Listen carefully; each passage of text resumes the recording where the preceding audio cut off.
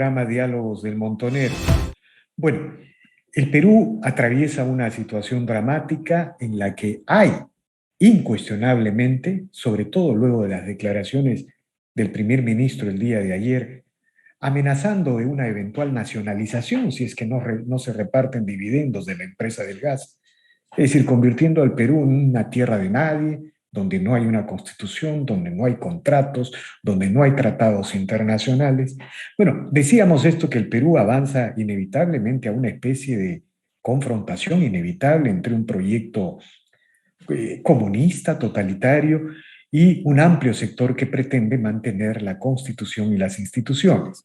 Algunos dicen que ese no es el camino, que el gobierno de Castillo va a moderarse, que se va a ir al centro. Ojalá tuvieran razón. Aquí creemos que las cosas, al menos por ahora, no apuntan en ese sentido. Pero lo mismo pasa en América Latina y particularmente en América del Sur. América del Sur se ha convertido en un terreno que reproduce todas las tensiones que han caracterizado a la Guerra Fría antes de la caída del muro de Berlín. En América Latina hay claramente dos proyectos en curso, en colisión. Uno de esos casos es Bolivia, donde la expresidenta Yanine Áñez está apresada, a pesar de haber ejercido la presidencia de acuerdo a la Constitución, de acuerdo al mandato de la Asamblea Nacional, de acuerdo a la ratificación del Tribunal Supremo de Bolivia, de acuerdo a que ejerció la presidencia en base a toda la legalidad constituida. Ella está apresada por supuestamente atentar por un golpe de Estado. En el país de Evo Morales suceden esas cosas. Bueno, para hablar de estos temas hemos convocado al eurodiputado Germán Terch, intelectual, periodista, conocido de este portal, quien ha tenido la gentileza de aceptar una conversación sobre su propuesta particular, su iniciativa personal de entregar a la expresidenta de Bolivia, Yanine Áñez, el premio Sájarov. Buenas tardes, señor Terch. Gracias por el diálogo. Hola, ¿qué tal? Buenas tardes, Víctor. Estamos aquí. Encantado de estar con el Montonero otra vez. Bueno, cuéntenos esta iniciativa que usted ha tenido en el Parlamento Es Europeo. más que fue una iniciativa pues que es evidente que Yanine Áñez es una candidata perfecta para el premio Sájarov, que es un premio a una personalidad en la lucha por los derechos humanos, por la legalidad, y que está siendo víctima de una violación de dichos derechos y de un atropello absolutamente cruel e inhumano. En ese sentido, pues, cumple todos los requisitos para ello, y por eso yo lo presenté, sin duda, lo podía haber hecho cualquier otro. Yo lo presenté en el grupo de conservadores y reformistas en el Parlamento Europeo y venció en votación a otras candidaturas, y ahora ya se presenta, y hoy se ha presentado, este lunes se ha presentado la candidatura en la Comisión de Exteriores del Parlamento Europeo, y la he defendido yo con un vídeo que ya está circulando por las redes y que todos podrán ver, que es el vídeo de presentación que el ECR hace de la candidatura de esa presa de conciencia, esa presa política de un régimen en absoluta degradación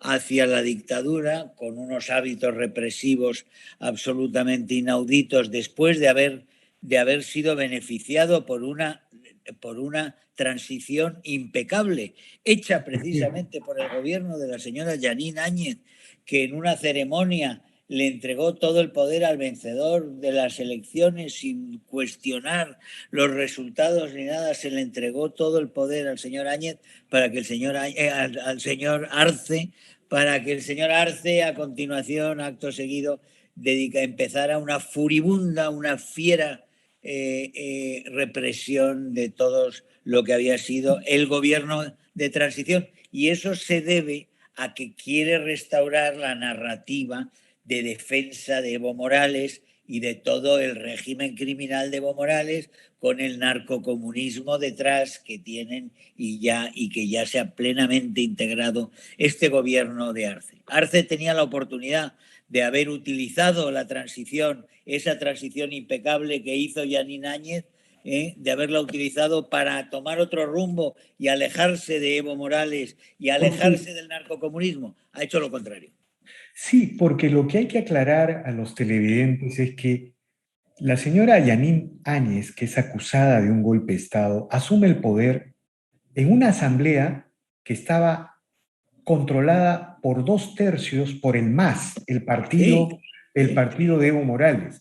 Entonces, si bien no recuerdo, creo que el presidente de la Cámara Baja renuncia, el vicepresidente renuncian, perdón, el vicepresidente de Evo Morales renuncia, y como renuncia el vicepresidente de Evo Morales, la señora Áñez tiene que asumir de acuerdo al La, mandato la constitucional. señora Y Áñez esto, no solo tiene que asumir después de que dimita además Evo Morales, porque se ha demostrado el fraude de Morales y Morales renuncia públicamente ante las cámaras y Yanine Áñez asume constitucionalmente en un proceso avalado por la OEA y la Unión Europea.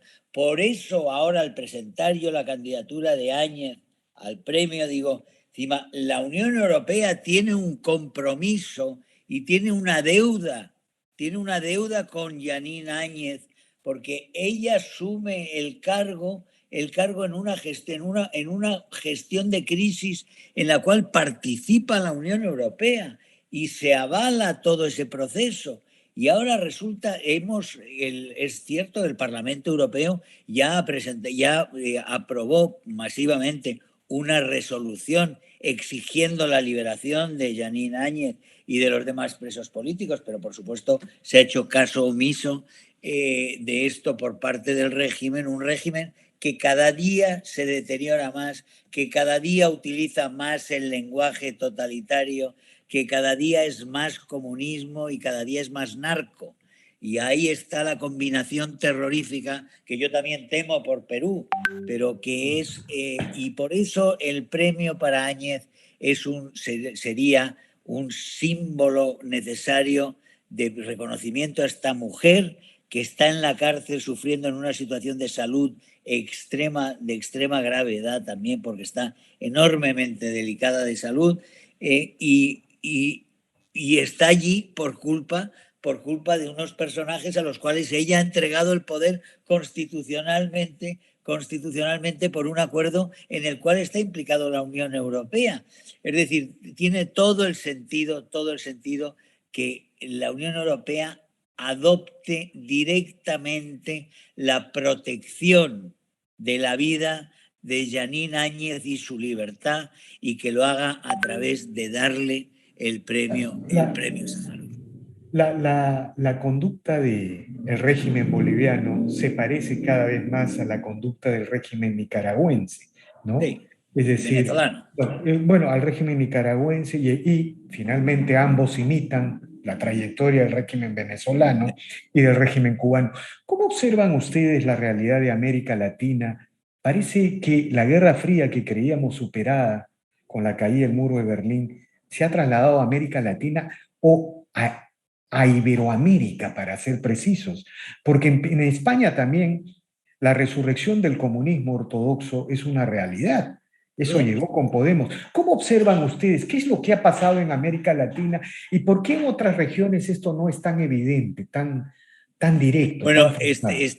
tenemos varios elementos. Tenemos elementos amenazadores en otros continentes también. Pero hay un elemento clave que hay que ver y que es el que nos ha llevado a nosotros a promover, a Santiago Abascal, desde Vox, a promover la Carta de Madrid y el Foro de Madrid como movimiento y como documento base de un movimiento de defensa de la democracia y de las libertades frente al narcocomunismo. Y el problema está ahí. En Iberoamérica se han juntado, cuando se funda el Foro de Sao Paulo, se funda cuando cae la Unión Soviética, y los comunistas en todo el mundo se quedan huérfanos, digamos, de metrópoli, de referencia.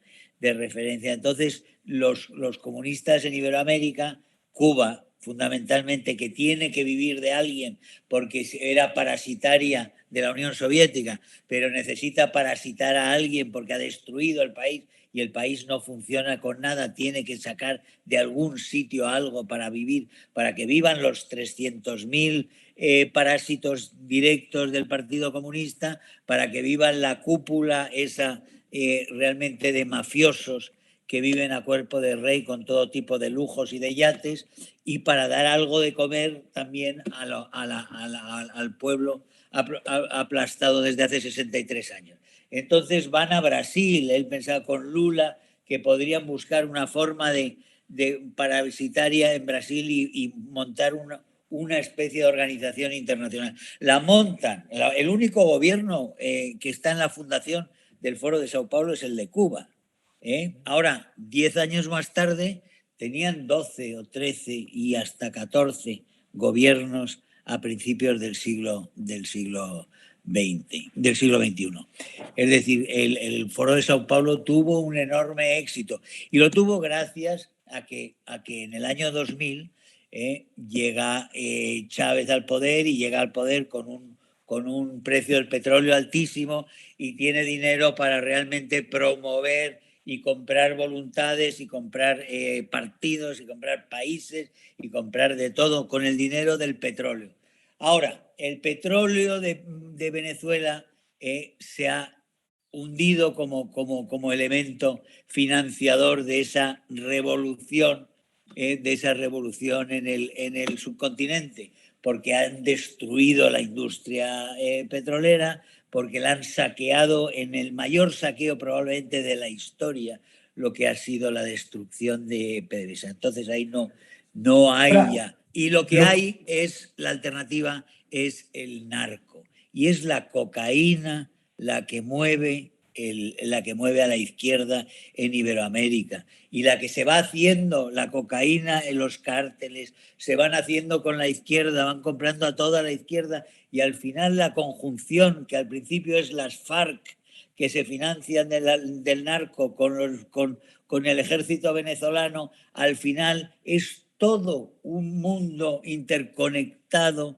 a través del Foro de Sao Paulo y el Grupo de Puebla, donde actúan desde los cárteles mexicanos en protección de la izquierda ecuatoriana y las mafias de Buenos Aires en protección de la izquierda peruana. Y como jefe de todos, Cuba, la cabeza de la serpiente, por supuesto, es Cuba, y después ahí está Venezuela ayudando a las FARC para desestabilizar Colombia, está ayudando a Cuba a desestabilizar Chile y está participando, por supuesto, en esa especie de operación general de secuestro de Perú, que está bastante conseguido, por otra parte también.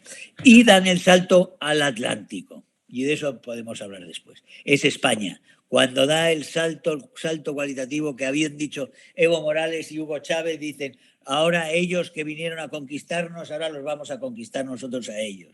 Y entonces empiezan a meter dinero en un proyecto, ese proyecto se llevan a comunistas españoles allí, los adoctrinan, a muchos otros pasan por Cuba, pasan por el G2, tenemos toda una operación para desembarcar y crear una cabeza de puente europea del Foro de Sao Paulo. Y eso es España. Sí, evidentemente algo de eso está sucediendo. Ahora, la explicación que usted da, digamos, para este avance, esta conversión de Iberoamérica en el espacio de la Guerra Fría, porque realmente parece que Iberoamérica está reproduciendo todas las características de esta guerra ideológica, cultural de la Guerra Fría, de modelos, de sistemas. Ahora, la explicación para usted es el tema del Foro de Sao Paulo. Y, digamos, eso calza correctamente por ejemplo, aquí en el Perú se suele decir que la pobreza y la miseria son las causas del terrorismo en los 80 de Sendero. Pero quienes tenemos una explicación real decimos no, es la voluntad política del núcleo senderista ideológico de crear el terror. Bueno, algo de eso nos está diciendo usted, que el Foro de Sao Paulo es una voluntad poderosa de hacer política, pero también hay una responsabilidad de quienes somos estamos llamados a defender las libertades, las Claro, repúblicas, los sí. sistemas libertarios. ¿Qué nos ha faltado, señor Terch, de acuerdo a Llevamos su... 50 años, no solo en América, llevamos 50 años en retroceso en todo el mundo occidental. No hemos sabido defender lo que son los valores que defienden esta sociedad, y hemos dejado cada vez, hemos ido entregando más terreno a unos proyectos totalitarios que a veces han tenido reveses, pero siempre han ido avanzando ellos, nunca han retrocedido de verdad en ese avance cultural. Y se han hecho realmente con el discurso cultural. Gramsci ya quiso, que dijo es la educación y son los medios de comunicación. La comunicación y la educación son las claves para hacerse con la sociedad, para hacerse antes con la sociedad que cambiarla. No se trata de que ellos habían reflexionado, los comunistas del siglo XX reflexionado sobre el fracaso de la Unión Soviética, donde se destruye lo poco que hay, y no se avanza y se crean hambrunas y se crean hostilidades hacia la revolución.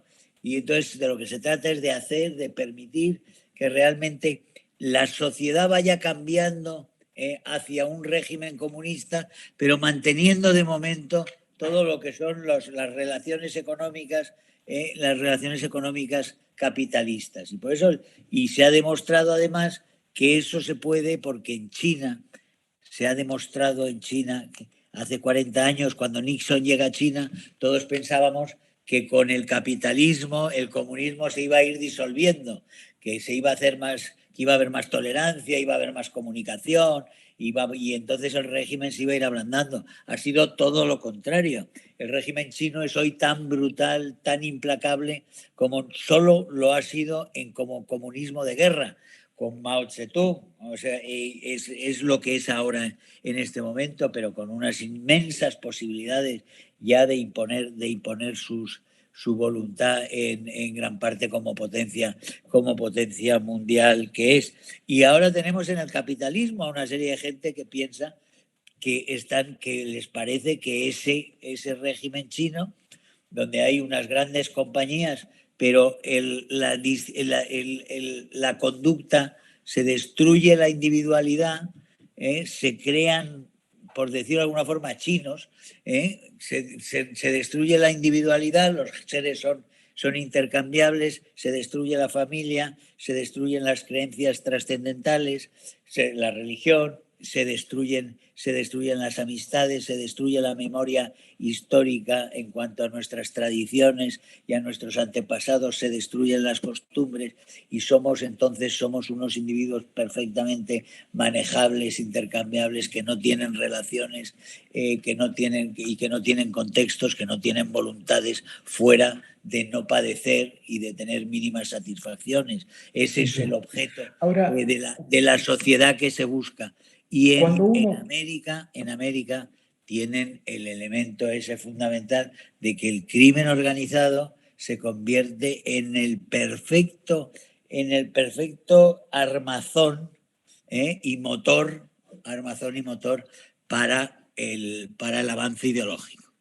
ahora, si uno mira los problemas que enfrenta España con los problemas que está enfrentando América Latina o Sudamérica desde el punto de vista de la libertad, uno podría llegar a la conclusión que prácticamente son lo mismo, ¿no? Yo acabo de hablar con Es el lo mismo. señor Carlos Sánchez Berzaín, quien está, digamos, está trabajando el tema del Estado plurinacional en Bolivia, y él me dice, él señala de que esta famosa teoría de las repúblicas plurinacionales y los pueblos originarios se crearon para destruir los estados-nación. Bueno, España Para tiene el destruir la problema, nación, claro, España tiene el problema catalán, Bolivia es un pero estado también ha plurinacional sido fomentado por lo mismo. y Chile va hacia una es una Igual, convención constituyente para una república plurinacional y el señor Castillo quiere una constituyente para instaurar una república plurinacional. igual. Hay una matriz, un cuerpo ideológico ahí, Sin duda, ¿no? sin duda. Ahora, Hay una matriz que es la destrucción. Yo estaba hablando de la destrucción de la familia, la destrucción de la memoria, la destrucción de las tradiciones, la destrucción de la historia.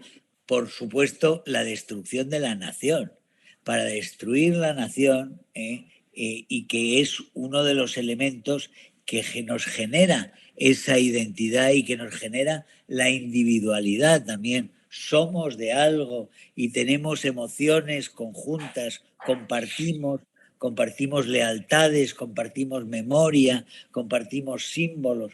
Todo eso es enemigo del proceso que ellos tienen en marcha, del proceso que ellos quieren. Por eso lo que quieren hacer son pequeños cabildos liliputienses, de tribus enfrentadas entre sí, catalanes contra valencianos o valencianos contra castellanos, y replicar lo mismo en Iberoamérica. Y en Iberoamérica pues se inventan unos pueblos que prácticamente no existen en unos sitios, inventan mapuches, inventan lo que sea por los diferentes sitios para crear grupos aislados que se enfrenten entre sí y que solo el aparato del Estado pueda realmente disponer, hacer y deshacer, y tener en sus manos realmente la suerte de todos. Porque si la nación está unida, la nación defiende sus instituciones y el asalto no se puede producir, porque entonces hay músculo moral, el músculo moral de la nación, de la gente que es capaz de asumir un sacrificio por el bien del prójimo, esa voluntad nacional que mueve el espíritu, que te eleva por encima de lo que son las necesidades materiales inmediatas del ser humano. Eso es lo que ellos quieren extirpar, y eso es lo que se alberga en la nación y en la familia y en la trascendencia y en la religión y en todo eso que quieren destruir. Y en eso están, y llevamos 50 años en que sigue por ese camino y van avanzando, y nosotros por primera vez, yo diría que llevamos estos 5 años, un lustro de 50 años, llevamos en que ha empezado la revuelta y ha empezado la reconquista. De La acuerdo. reconquista es Ahora, posible. ya que habla usted en esos términos, el Foro de Madrid, la Carta de Madrid que impulsa Vox, pero que empieza a ser, particularmente en América Latina, una convergencia, y vamos a hablarlo con absoluta claridad, de conservadores, de liberales, de nacionalistas, que creen que es necesario la unidad para enfrentar la amenaza Sin duda. comunista, la amenaza totalitaria. El Foro de Madrid empieza a tener una enorme audiencia, una recepción positiva en América Latina. Este esfuerzo ha empezado hace algunos años. Nos gustaría que nos cuente esta idea del Foro de Madrid, que es la respuesta al Foro de Sao Paulo, al Grupo de Puebla. ¿Cómo está avanzando? Igualmente ustedes estuvieron aquí en Perú, acaban de estar en México, muy simbólico, estuvieron en la Basílica de la Virgen de Guadalupe, el país de un presidente que habla de masacres, de la conquista, en fin, López Obrador. Cuéntenos la experiencia del Foro de Madrid, señor Terz. Bueno, López Obrador nos dedicó sus amables palabras, llamándonos, yo no sé si llegó a compararnos con Hernán Cortés, como digamos, la maldad pura. En realidad, yo pienso como Marcelo Gullo, que Hernán Cortés, con esos poquitos hombres, se alió con todas las tribus maltratadas por los aztecas y liberó a estas tribus de aquella terrible dictadura hambrienta y antropófaga. Genocida, realmente genocida. Había ceremonias en que mataban a 70.000 hombres. Eso, pero además es que necesitaban, era lo que...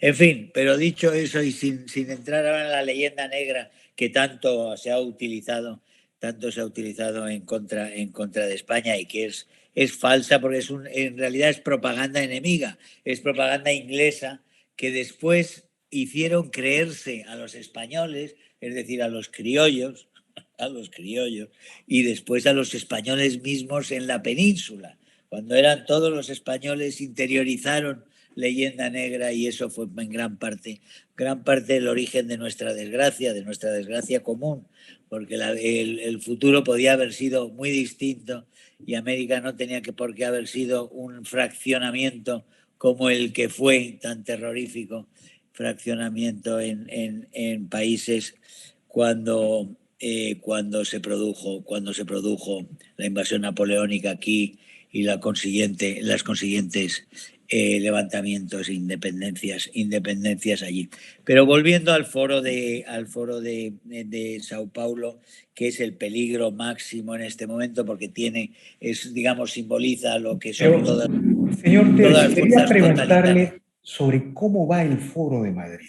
Por eso, el Foro de Madrid es una iniciativa que parte de Santiago Abascal, a la cual nos hemos dedicado un grupo muy compacto de gente de Vox y de la Fundación Disenso, y que hemos proyectado ya por toda América y España, y ya ha dado el salto también a Europa, porque yo, en calidad de presidente del grupo de acción política de los conservadores europeos, he llevado el foro de Madrid a toda la Unión Europea, y están firmando, por ejemplo, el partido del gobierno húngaro de Orbán, Fidesz, ha firmado ya la Carta de Madrid, y han firmado también miembros del partido polaco, y están firmando miembros de diferentes partidos europeos, en solidaridad, que es siempre el que Europa mire a Iberoamérica, y mire a Iberoamérica con solidaridad para la defensa de la democracia. La defensa de la democracia no solo allí, la defensa de la democracia también aquí, porque nosotros a los comunistas iberoamericanos los tenemos en casa, los tenemos en el gobierno. Nosotros tenemos de secretario de Estado, nada menos, a Enrique Santiago, que fue el jefe de la negociación de las FARC con el gobierno colombiano en Cuba, en La Habana. Tenemos a mucha gente que ha estado en las FARC, en el ELN, de contactos. Tenemos a un partido socialista absolutamente corrupto en sus relaciones con Venezuela, donde hay saqueadores que participaron en el saqueo de PDVSA, donde hay muertos por en medio, desaparecidos en los casos cuando se ha intentado aclarar. Han protegido al Pollo Carvajal, jefe de los servicios de información de Chávez, y que conoce todos estos trasfondos. Tenemos a Baltasar Garzón, un juez prevaricador echado de la judicatura y dedicado de abogado de negociantes turbios y serios criminales. Lo tenemos de abogado del testaferro de Maduro, que es Alex Saab, que sigue en Cabo Verde. Es decir, tenemos a Zapatero. Tenemos a Zapatero, que fue presidente del gobierno en España, es una de las mayores vergüenzas nacionales, y es en este momento el principal defensor internacional del régimen criminal narcotraficante del señor Maduro. Es decir, nosotros tenemos a España plenamente implicada en esta lucha. De acuerdo, señor Terzi, infinitamente agradecido por estas declaraciones, por estas reflexiones. Y lo que queda claro es que la convergencia de América Latina con España, la idea de una Iberoamérica, está cada vez más presente en la lucha contra el comunismo. Muy agradecido. Sin duda, un saludo a todos, un saludo muy cariñoso a todo Perú, y esa lucha la tenemos que ganar. Muy bien, muchas gracias, señor Terzi. Bien, amigos, esta ha sido una nueva edición de Diálogos del Montonero. Regresamos en la siguiente edición. Gracias.